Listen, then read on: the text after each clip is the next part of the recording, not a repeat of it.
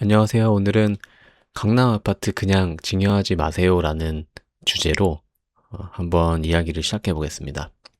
요즘에 아파트가 급격하게 가격이 오르면서 그 60억, 뭐 반포 같은 경우에 9평이 60억 이상이 되죠. 그렇게 되면 뭐 자식들에게 뭐 이거 물려주려면 사실 이 정도 이상이면 증여상속세가 거의 뭐 50% 이상이거든요. 그래서 미리 준비하지 않으면 다 이제 세금으로 내기 때문에 강남 아파트를 어떻게 하면 자식들에게 증여를 잘 할 수 있는지, 뭐 부담부 증여, 저가 양수도, 뭐 차용증, 뭐 강점 평가를 통해서 그 이제 증여가액을 정하는 방법, 이런 것들에 대해서 한번 살펴보겠습니다. 먼저 그 자식들의 기초자금부터 만들어내는데요. 이건 공식처럼 외우셔야 됩니다. 미성년자 같은 경우에는 10년마다 2천, 성인은 5천까지가 무상으로 증여가 가능합니다. 예를 들어서 태어나자마자 2천, 10살에 2천, 그다음에 성인이 돼서 5천만 원. 이렇게 30살까지만 챙겨도 이제 원금만 9천만 원을 세금 단 한 푼도 내지 않고도 물려줄 수 있고요. 핵심은 이 돈을 현금으로 두지 말고 아이 앞으로 주식이나 우량주를 사주는 겁니다. 나중에 주식이 대박이 나서 뭐 5억이나 뭐 10억이 돼도 뭐 증여세는 처음에 준 돈 그 9천만 원 기준으로 이제 끝났기 때문에 이게 바로 이제 세금이 없는 이제 스노우볼이라고 저희가 말씀을 드리고 있습니다. 그래서 이런 식으로 그 태어나자마자 2천만 원, 그 다음에 미성년자 때도 10년 주기로 2천만 원씩, 그 다음에 성인이 되면 이제 5천만 원씩 10년 주기로 하면 되는데, 이렇게 되면 이제 너무 금액이 9천 원이면 작다라고 말씀하시는 분도 있으실 것 같아요. 그럴 경우에는 뭐 1억 정도 주게 되면 10%의 증여세율이 적용이 되고, 거기에 이제 기본적으로 뭐 공제 같은 것들을 하면 한 900만 원 후반대에 그 증여세가 나옵니다. 나는 뭐 이제 1억이라는 자금이 있다라고 하시면 1억을 먼저 주고 뭐 투자 같은 걸 하셔도 좋을 것 같습니다. 그리고 자녀가 결혼할 때도 재작년부터인가요? 그 이제 혼인 출산 증여재산 공제가 생겼습니다. 결혼할 때 이제 부모님께서 1억을 주는데 이 1억까지는 뭐 증여세를 이제 걷지 않겠다라는 거예요. 그래서 뭐 성인이 됐을 때 아까 말씀드린 5천만 원에 요 이제 혼인 및 출산 증여 그 증여가 이제 1억 해서 1억 5천씩 해서 신랑 1억 5천, 신부 1억 5천에서 총 3억 원을 이제 무상증여로 줄 수 있는 그런 상황이고요.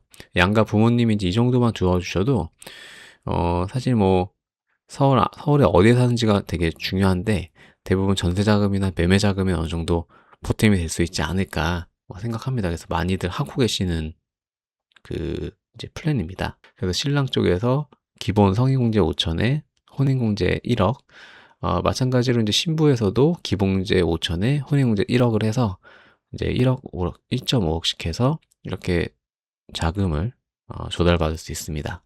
이거는 부동산을 말 그대로 싸게 매매를 한다는 겁니다. 증여를 해주는 게 아니고 이제 부모님의 집을 뭐 자녀가 뭐 이렇게 30% 또는 시세에 뭐 3억까지 할인을 해서 이거를 이제 증여를 받는 게 아니고 매수를 한다라고 가정을 하는 거거든요. 예를 들어서 부모님이 아파트 10억, 뭐 1세대 1주택 비과세가 적용이 되죠. 뭐 이제 시세 12억까지는 비과세가 되니까 1세대 1주택으로 그렇게 되면 부모님은 뭐 양도세도 없고 일단 자녀에게 뭐 시세 30%뭐 아니면 3억 중 적은 금액만큼 할인이 가능한데 이렇게 모은 이제 돈을 우리가 이제 매수하기 위해서 세법상 시세보다 예를 들어서 뭐 3억을 싸게 팔았다라고 하면 정상거래로 인정을 해줍니다. 그러니까 즉 자녀에게 이제 이익을 줬지만 증여세는 이제 안 낸다는 얘기고요. 10억짜리 아파트라면 7억에 넘길 수 있습니다. 이때 부모님이 1세대 주택 비과세라면 당연히 아까 말씀드린 것처럼 부모님 양도세도 0원, 자녀 증여세도 0원인 기적의 거래가 발생되는 건데요. 네, 보시면 매도인이 이제 부모님이고 강남 아파트 보유를 해서 그 근데 10억 매매 사례가액의 주변의 시세가 10억이어서 10억에 이제 이 룰이 있는데 뭐 시세 30% 또는 최대 3억인데 둘 중 적은 금액만큼 이제 선택하실 수 있는 겁니다. 그래서 여기서 뭐 30%면은 뭐 어차피 뭐 똑같아서 뭐 이제 3억을 싸게 팔면 이제 7억에 이제 매수를 할 수 있는 거고요. 이렇게 되면 12억 이하의 비과세 구간에서는 부모님은 양도세 0원이 나오고, 자녀 같은 경우에는 저가로 이렇게 매수를 해도 시가와 이제 차이가 이제 3억이 또는 30% 차이밖에 안 나기 때문에 자녀 증여세가 이제 0원으로 나오는 그런 플랜입니다. 그다음에 이것도 이제 많이 하시는데 이거는 빌려주는 거예요. 아까는 이제 싸게 팔았다라고 하면 이거는 현금을 그냥 빌려주는 겁니다. 근데 원래는 우리가 이제 돈을 뭐 금융기관에서 대출 받을 때 그 이자를 내잖아요. 근데 요거는 이자를 내지 않고 그냥 이제 원금 상환 목적으로 2억 1,700만 원까지 이제 무이자가 대출이 가능하다는 그런 식으로 많이 알려져 있죠. 아마 제 영상에서만 하는 게 아니라 이미 정말 많은 정보가 공유되어 있습니다. 그래서 뭐 세법상 가족끼리 돈을 빌려줄 때 1년에 줘야 할 이자가 1,000만 원 이하가 안 되면 이자를 안 받아도 증여세를 안 매긴다는 게 포인트인데요. 근데 그 한도가 딱 2억 1,700만 원입니다. 그래서 부모님께 이제 차용증을 쓰고 2억 1,700만 원을 빌리면 이자는 내지 않고 나중에 원금만 갚으면 돼서 이제 합법이라고는 현재 저희가 이제 이야기를 하고 있죠.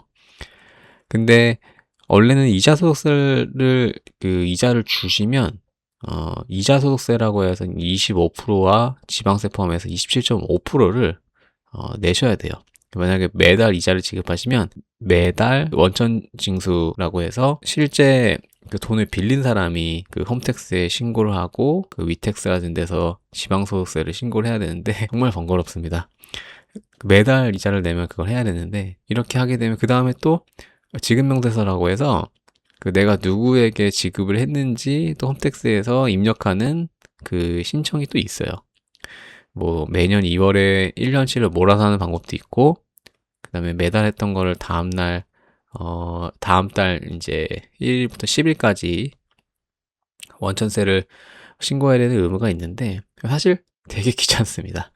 그래서 2억 1,700만 원만 차용증을 쓰고 원금만 상환을 하는 플랜으로 하시는 게 어느 정도 현실성이 있지 않을까 생각을 합니다. 그다음에 차용증 작성할 때 이제 공증을 받아야 되나 뭐 이제 이런 얘기 말씀 많이 하시는데 제일 중요한 거는 원금 상환 내역을 남기는 겁니다. 그래서 매월 자동이체가 됐던 뭐 매년 원금 뭐 이렇게 상환을 했던 간에 일단은 계좌이체 내역에 뭐 이제 이체를 할 때 뭐 상대방이 볼 수 있게 어떤 내용인지 적을 수 있잖아요. 메모를 거기서 뭐 원금 상환이라든지 그런 것들 메모를 적어서 이체를 하시면 좋을 것 같고, 그 다음에 제가 판례를 살펴보니까 자녀의 상환 능력이 기본적으로 되어야지 차용이 어느 정도 신빙성이 있다라고 보는 것 같아요.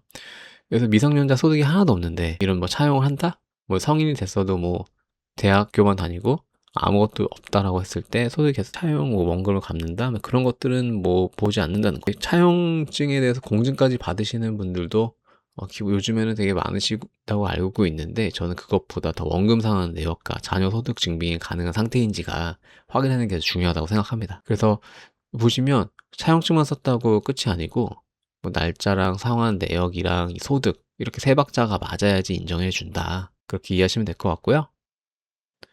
그리고 이제 보시면은 강남, 송파 이렇게 이제 전세 끼고 매매하는 게 사실 토지거래 허가구역으로 지정된 이후에 불가가 됐습니다. 그래서 전세 끼고 매수하는 게 불가능하고 이제 부담부 증여라는 거는 말 그대로 이제 부채를 같이 증여를 해주는 거예요. 전세보증금도 이제 부채이기 때문에 전세보증금을 자녀가 가져가는 조건으로 증여 같은 게 이제 허가가 안 날 수 있죠. 그래서 어떻게 해야 되냐면 실제로 자녀가 실제로 입주해 살거나 아니면 세입자 보증금을 다 내주고 순수 증여로 증여를 해야 됩니다. 토지거래 허가 구역으로 되면서 사실 많은 그 규제들이 생겨나서 어려움들이 많은 것 같습니다. 뭐 이제 실제로 매도 같은 거 할 때도 이런 부담부 증여가 아니라 일반 매수 있잖아요. 매도 같은 거 할 때도 세입자가 살고 있으면 매도를 못 하거든요. 이런 어려운 점들도 되게 많아서 그래서 실제로는 자기가 이거를 빨리 집을 매도해서 이 매도 자금으로 새로운 뭐 청약받은 주택에 들어가야 되는데 잔금을 치러야 되는데 이 세입자가 안 나가는 거예요. 근데 그럴 때는 돈을 몇 천만 원을 주고 내서라도 내보내야 됩니다. 뭐 강남 같은 경우에는. 제가 알기로는 뭐 한 8천만 원 정도 주고 이렇게 보냈다는 그런 얘기를 들은 게 있거든요. 그래서 그 정도로 토지거래 허가 구역에 대한 규제가 심하고, 외국인들도 그 토지거래 허가 이번에 지정이 돼서 매수세가 많이 이렇게 줄어들었죠. 그러면 이제 우리가 그 증여를 해줄 때 어떤 금액을 기준으로 해야 되는지 순위가 있는데, 첫 번째 순위는 이제 감정가액입니다. 그 다음에 두 번째가 유사매매 사례. 뭐 내가 공동주택에 아파트에 살고 있다면, 나랑 비슷한 평수의 뭐 층대에 뭐 최근에 몇 억에 팔렸다.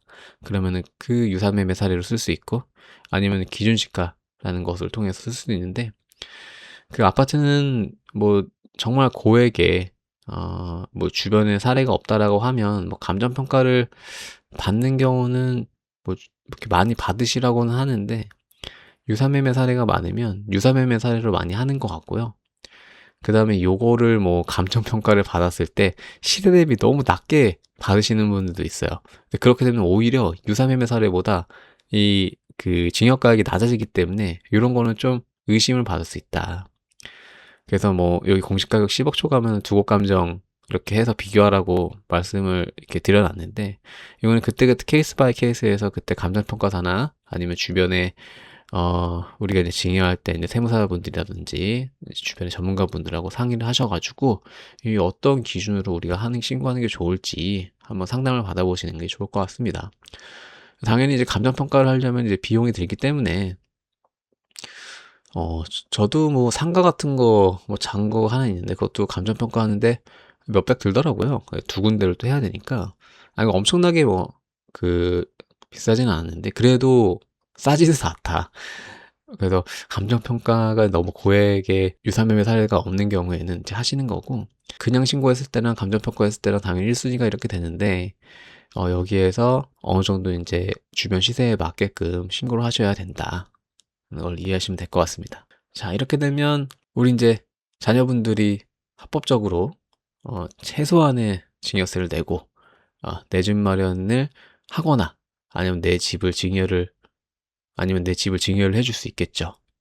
그래서 오늘 내용을 정리하자면, 첫 번째는 현금 증여와 2억 1,700만 원을 무이자 차용으로 자금을 만들고, 그다음에 감정평가로 뭐 가격을 뭐 이제 받던 한 유사매매로 하던 그렇게 증여가액을 정한 다음에 토지거래 허가 구역 내에 있는 뭐 이제 전세 낀 매물을 증여를 해주려고 하면 안 되니, 일단은 그 전세 낀 매물을 정리를 하고 이제 세입자가 없는 상태에서, 아니면 그 자녀가 실거주를 한다는 목적으로 그런 식으로 부담부 증여를 할 수 있는 이 세 가지만 기억해도 수억 원의 세금을 아낄 수 있습니다. 지금까지 그 제가 현실적이고 나름 그 구체적인 액션 플랜을 제공해 드렸는데요. 일단은 법적인 리스크도 상당히 많기 때문에 주변에 있는 전문 세무사나 아니면 감정평가사 아니면 법무사분들 이제 이런 이렇게 등기나 이런 게 필요한 주변의 그 전문가분들을 통해서 꼼꼼하게 챙기시면 아마 자녀분들에게 고가의 어떤 이제 아파트라든지 그런 것들을 자산을 이전해 주시는데 아마 절세가 될 거라고 생각합니다. 네, 이상으로 제 영상을 봐주셔서 감사합니다.